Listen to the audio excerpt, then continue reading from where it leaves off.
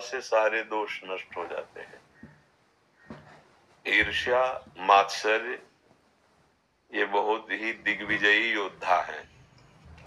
ये बड़े बड़े साधकों में भी होते हैं, उपदेश करने वालों में भी पाया जाता है। नहीं, मत्सरता, मेरे से आगे बढ़ा जा रहा है। ईर्ष्या, मत्सरति, मेरे से आगे जा रहा है। ये हर जगह पाया जाता है, केवल भगवत प्राप्त महापुरुष में नहीं हो सकते। अन्यथा कंचन तजना सहज है, सहज तिया का नेह, मान बड़ाई ईर्ष्या दुर्लभ तजनाए। महापुरुषों ने वर्णन किया कि मान बड़ाई ईर्ष्या दुर्लभ तजना ए। अब ये तज सकते हैं जब हम सामने वाले में केवल अपने प्रभु को देखें, दूसरा उपाय नहीं है। जब हम अपने आराध्य देव को देखेंगे तो ये बात कि मेरे से आगे निकल, ये अपने प्रभु के प्रति कैसे भाव आ जाएगा? मेरे ही प्रभु यीशु, बिना इसके ईर्ष्या नहीं त्यागी जा सकती। बहुत ही प्रचंड है ईर्ष्या। दुकान वाला, विद्या, कहीं भी, किसी भी विद्या क्षेत्र में, किसी भी क्षेत्र में जहां जो हमसे आगे बढ़ रहा है, मत्सरति, मेरे से आगे निकला जा रहा है, तो उसमें ईर्ष्या होती है। अच्छा, यश कीर्ति दूसरे की सुनकर हृदय में एक जो जलन पैदा होती है, वो दाह, ईर्ष्या, ये बड़ी बड़ी सूक्ष्म है, बड़ी सूक्ष्म है। इसको अगर कोई सह गया तो फिर महात्मा बन गया। इसको सहा केवल एक ही भाव से जा सकता है कि हम मेरे प्रभु इसके हृदय में, अन्यथा नहीं। चाहे वो कोई भी हो, पूज्य जन हो तो भी सामने तो कुछ नहीं कहेंगे, पर पीछे हम उनकी निंदा करने लगेंगे अगर ईर्ष्या बढ़ गई। ईर्ष्या बहुत ही, बहुत मतलब बहुत ऊंचाई तक है, बहुत ऊंचाई तक ईर्ष्या। मतलब इस ईर्ष्या को संभाल लिया तो सब समझ जाएगा। कहने नहीं, कंचन तजना सहज है, सहज तिया का नहीं, पर मान बड़ाई ईर्ष्या दुर्लभ तजना है। एकमात्र भगवान नाम जप करते हुए जहां ईर्ष्या होगी उसमें भगवत भाव कर लेगी प्रभु। अच्छा, वैसे भी भगवान गीता में कहते हैं जो तेजस्वी है, यशस्वी है, ऐसा वो मेरी विभूति है, हम मान लेते हैं। मेरे प्रभु विभूति रूप में आप पे बैठे हो और आपके प्रति जलन हो रही, नाथ इस अज्ञान को आप सुधार दीजिए, वो सुधार देंगे।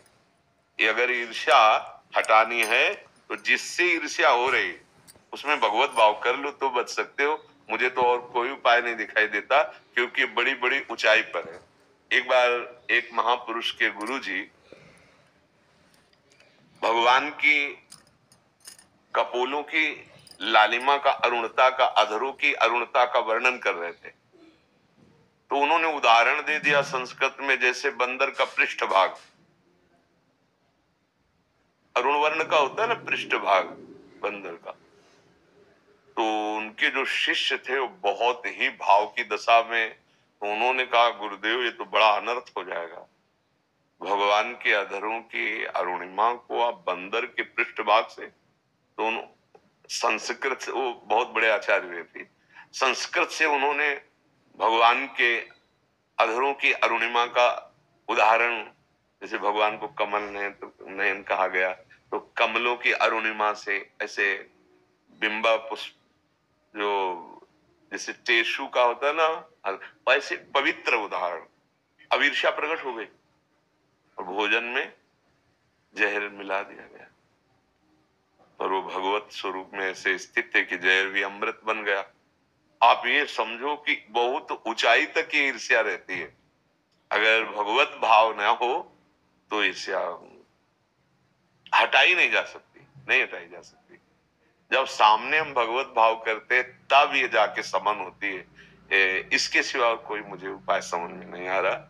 चाहे जितना बुद्धि लड़ाओ, वो जलन अंदर की नहीं। और जब ये बात आ गई, देखो गोस्वामी तुलसीदास जी कहते हैं, उमा जे राम चरण रत विगत काम मद को, निज प्रभु में देखई जगत की सन करही विरोध। ईर्ष्या द्वेष का फिर स्थान नहीं रह जाता जो भगवान के चरणों की भक्ति में है। और सब में अपने भगवान को देखते हैं। तो कहा नहीं, निज प्रभु में देखे जगत तो केसन करे विरोध। फिर किससे हम ईर्ष्या करें, किससे हम द्वेष करें? हे नाथ, आप ही हो, मैं अज्ञानी हूं, अंधा हूं, ज्ञान नेत्र नहीं, इसलिए मैं आपसे ही ईर्ष्या करना। नाथ मुझे संभालो, मुझे बल दो। और सच्ची सबके हृदय मंदिर में भगवान बैठे हैं, तो हम बच सकते हैं। अन्यथा ये सब ऐसी चक्की है, काम क्रोध लोभ मोह मद मत्सर ईर्ष्या, ये पीस डालती है, बख्शती नहीं है।